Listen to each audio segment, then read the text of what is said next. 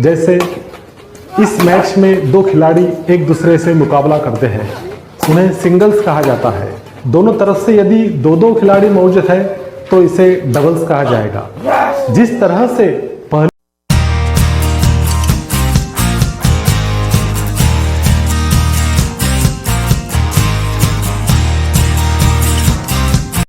नमस्ते दोस्तों, मैं संदीप मलोसे। मेरे चैनल मलोसे वीडियो स्पोर्ट्स में आप सभी का स्वागत करता हूँ।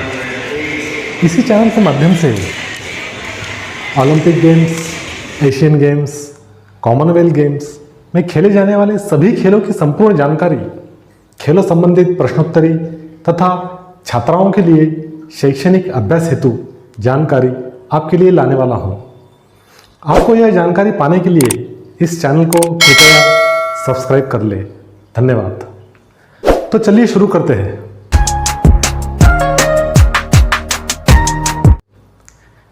बैडमिंटन खेल के नियम।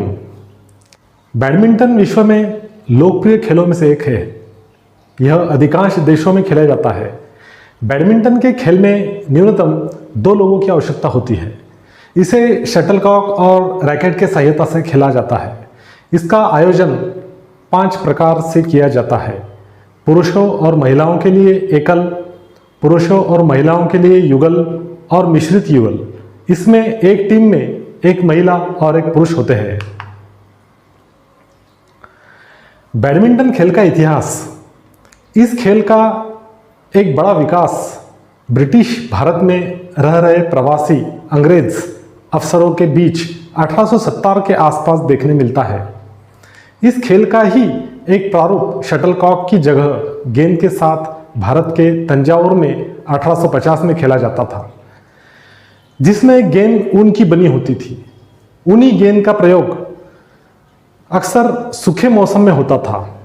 सन 1873 के आसपास ये खेल पूना में भी विकसित हुआ और इसी दौरान 1875 में इस खेल के पहली बार कुछ नियम अस्तित्व में आए।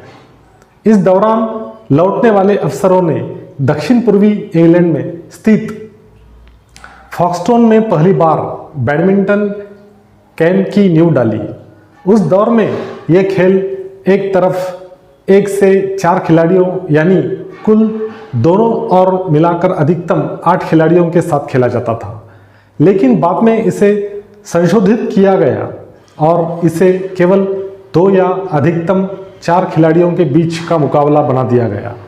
यह संशोधन इस खेल के लिए काफ़ी बेहतर साबित हुआ। हम आज भी बैडमिंटन के मैच के दौरान कोर्ट के दोनों तरफ अधिकतम 2-2 खिलाड़ियों को खेलते हुए देखते हैं। इस दौरान शटलकॉक को रबर से लेपित किया जाता था और उसका वजन बढ़ाने के लिए उसमें शीशे का भी इस्तेमाल होता था।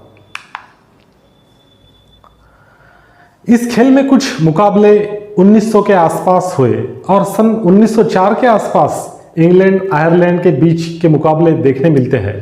इसके बाद ये खेल मशहूर होता रहा और सन 1934 में बैडमिंटन वर्ल्ड फेडरेशन की नींव रखी गई, जिसके संस्थापक सदस्य Scotland, Ireland, Wales, Canada, Denmark, France, Netherlands और न्यूजीलैंड देश से थे। 2 साल बाद 1936 में यह संस्था बैडमिंटन वर्ल्ड फेडरेशन के नाम से काम करने लगी, जिसके साथ इसी साल भारत भी सहबद्ध हुआ। बैडमिंटन वर्ल्ड फेडरेशन यद्यपि इंग्लैंड की शुरुआत थी, परंतु इसका बोलबाला एशिया तक भी पहुंचा और पिछले कई दशकों से चीन, डेनमार्क, दक्षिण कोरिया, मलेशिया, भारत और इंडोनेशिया से इस खेल में काफ़ी लाजवाब खेलने वाले खिलाड़ी आए, जिन्होंने अपना नाम इस विश्व स्तरीय खेल में दर्ज कराया। बैडमिंटन खेल में खेल की कुछ परिभाषाएं हैं।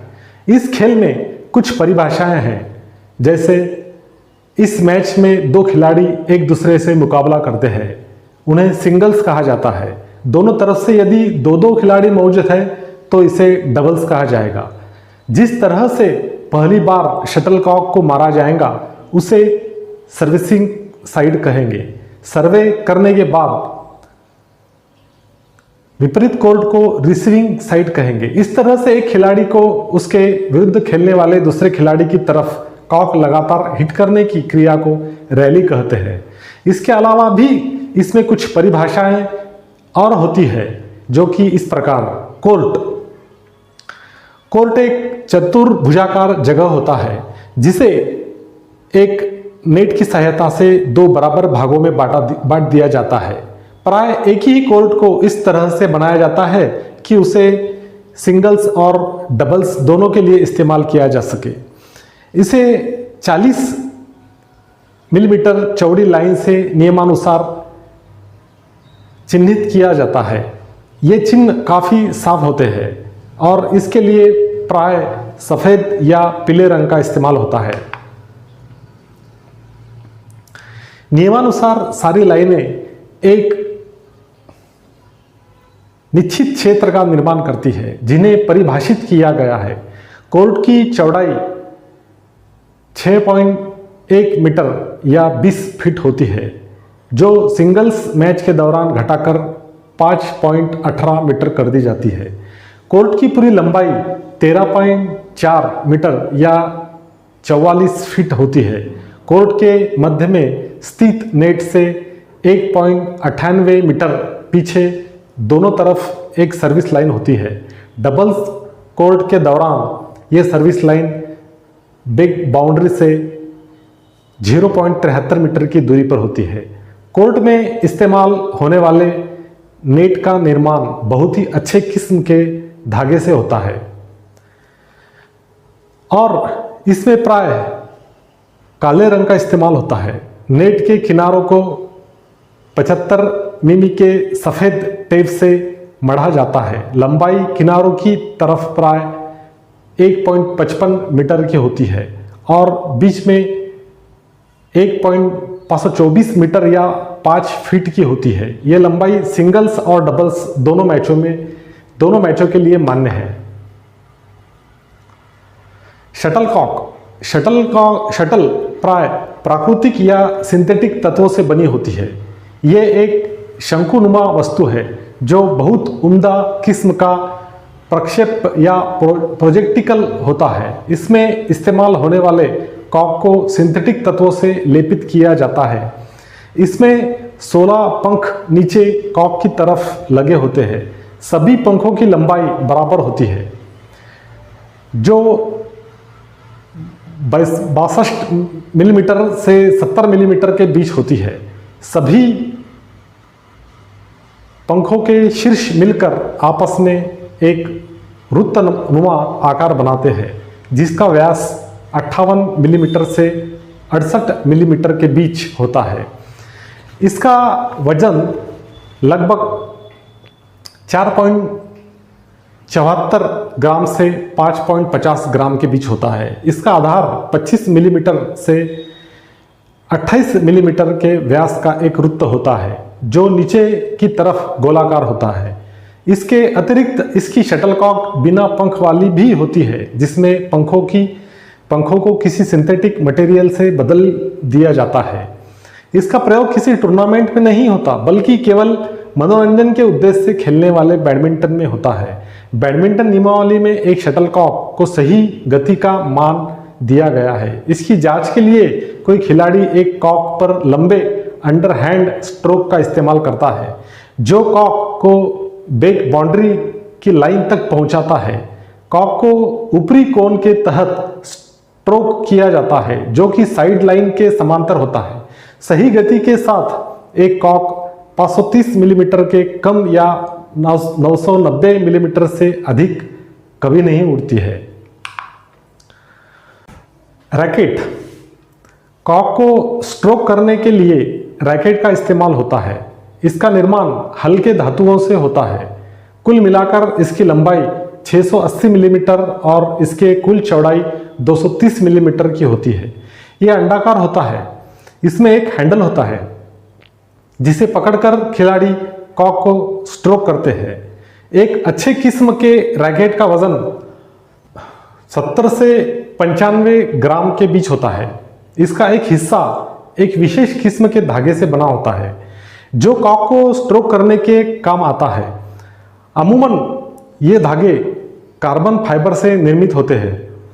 इसकी वजह यह है कि कार्बन फाइबर से बने धागे कठोर और मजबूत होते हैं। साथ ही इनमें गतिज ऊर्जा की परिवर्तन की क्षमता काफ़ी अधिक होती है। इन सबके अतिरिक्त रैकेट अलग अलग डिज़ाइनों में पाया जाता है। विभिन्न रैकेटों की विभिन्न विशेषताएं हैं जो अलग अलग तरह के खिलाड़ियों के लिए बनाए जाते हैं। बैडमिंटन खेल के नियम। इस खेल के नियमों को निम्न भागों में बताया गया है। सर्विस के नियम। किसी भी सर्विस में यदि दोनों ओर के खिलाड़ी तैयार हो तो कॉक सर्वे करने में देर नहीं होनी चाहिए। एक खिलाड़ी की तरफ से सर्वे करने के बाद दूसरे खिलाड़ी के कोर्ट में कॉक का पहुंचना अनिवार्य है। यदि ऐसा न हुआ तो इसे सर्विंग खिलाड़ी की गलती मानी जाएगी, जिसका लाभ विपरीत कोर्ट के खिलाड़ी को मिलता है। खेल के शुरू में सर्वर और उसके विपरीत कोर्ट में खड़े रिसीवर दोनों सर्विस लाइन को बिना छुए तिरछे खड़े होते हैं। सर्विंग साइड एक रैली हारने पर सर्व तुरंत विपरीत कोर्ट के खिलाड़ी को दे दिया जाता है। सिंगल्स मैचों के दौरान सर्वर का स्कोर समसंख्या होने पर वो दाहिने कोर्ट में खड़ा होता है और स्कोर विषम संख्या होने पर बाएं कोर्ट में खड़ा होता है। डबल्स के दौरान यदि सर्वर साइड रैली जीत लेता है तो वही खिलाड़ी फिर से सर्व करता है जिसने पहले सर्व किया था, लेकिन इस समय उसका कोर्ट बदल जाता है ताकि हर बार वो एक ही खिलाड़ी को सर्वे न कर पाए।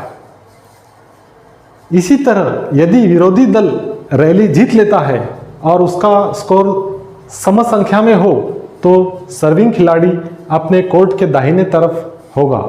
वही स्कोर विषम संख्या होने पर सर्विंग खिलाड़ी अपने कोर्ट के बाएं तरफ होगा। स्कोरिंग के नियम। प्रत्येक खेल कुल 21 पॉइंट के होते हैं। एक मैच कुल 3 भागों में होता है। यदि दोनों दलों का स्कोर ही 20-20 हो चुका हो तो खेल तब तक जारी रहता है जब तक दोनों में किसी एक को 2 अतिरिक्त पॉइंट की बढ़त न मिल जाए। मसलन 24-22 का स्कोर, वरना खेल 29 पॉइंट तक जारी रहता है। 29 पॉइंट्स के बाद एक गोल्डन पॉइंट के लिए खेल होता है। जो इस पॉइंट को हासिल करता है वो खेल जीत जाता है। खेल के शुरू में एक टॉस होता है जो ये तय करता है कि कौन सा खिलाड़ी सर्व करेगा या रिसीवर होगा। एक खिलाड़ी या जोड़ी खिलाड़ियों को मैच जीतने के लिए 3 में से 2 खेल जीतने होते हैं। खिलाड़ियों को अपने कोर्ट मैच के दूसरे खेल की शुरुआत में बदलने होते हैं। सर्वर और रिसीवर को बिना सर्विस लाइन छुए सर्विस कोर्ट में रहना होता है। लेट कॉल होने पर रैली स्थगित कर दी जाती है और पुनः खेला जाता है। बगैर किसी स्कोर परिवर्तन के लेट कॉल किसी अप्रत्याशित रुकावट या परेशानी की वजह से होता है। यदि रिसीवर तैयार न हो और सर्वर ने सर्व कर दिया तो भी लेट कॉल हो सकता है। फॉल्ट्स। कोई भी रैली फॉल्ट्स से ही खत्म होती है। फॉल्ट करने वाला खिलाड़ी रैली हार जाता है। फॉल्ट के कई कारण हो सकते हैं, जैसे यदि सर्विस सही तरीके से नहीं हुई तो फॉल्ट हो सकता है। मसलन सर्विस करते वक्त सर्वर का पांव सर्विस लाइन पर पड़ गया हो या सर्विस के बाद शटल कोर्ट के बाहर जाकर गिरा हो। सर्विस के बाद यदि कॉक नेट में फंस जाता है तो ये फॉल्ट में गिना जाता है। इन सबके अतिरिक्त फॉल्ट के कुछ कारण निम्नलिखित है। रिसीवर के साथी खिलाड़ी द्वारा सर्विस का जवाब देने पर, सर्विस के बाद या रैली के दौरान शटल नेट के पार न जाने पर, कॉक यदि किसी ऐसे वस्तु को छू जाता है जो कोर्ट के बाहर हो, एक ही खिलाड़ी द्वारा लगातार 2 बार कॉक हिट करने पर फॉल्ट हो सकता है। यद्यपि रैकेट के हेड से स्ट्रिंग एरिया में आने के बाद के स्ट्रोक में फॉल्ट नहीं होता। यदि एक ही कोर्ट में स्थित 2 खिलाड़ी एक के बाद एक शटल स्ट्रोक करते हैं तो इसकी गणना फॉल्ट में होगी। यदि आती हुई कॉक को रिसीवर कुछ इस तरह स्ट्रोक कर देता है, जिससे कॉक की दिशा विरोधी खिलाड़ी की तरफ नहीं रह जाती। खेल के दौरान यदि खिलाड़ी नेट को हाथ लगा लेता है, खिलाड़ी खेल के दौरान यदि कोई ऐसी गतिविधि करता है जिससे उसके विरोधी खिलाड़ी का ध्यान खेल से भटक जाता है और वो जवाबी स्ट्रोक देने में विफल हो जाता है, तो भी फॉल्ट की संभावना होती है। खेल का स्थगन, खेल कई कारणों से निलंबित हो सकता है। मसलन यदि कोई ऐसी घटना हो जाए जो खिलाड़ी के नियंत्रण के बाहर हो और इस दौरान यदि अंपायर को यह लगता है कि खेल का निलंबन आवश्यक है, तो खेल स्थगित किया जा सकता है। किसी विशेष कारणों से रेफरी अंपायर को खेल स्थगित करने की सूचना देता है। खेल स्थगित होने पर उस समय तक के स्कोर तक वैसे ही रहते हैं जब तक खेल वहीं से पुनः शुरू हो न जाए। थैंक यू, धन्यवाद।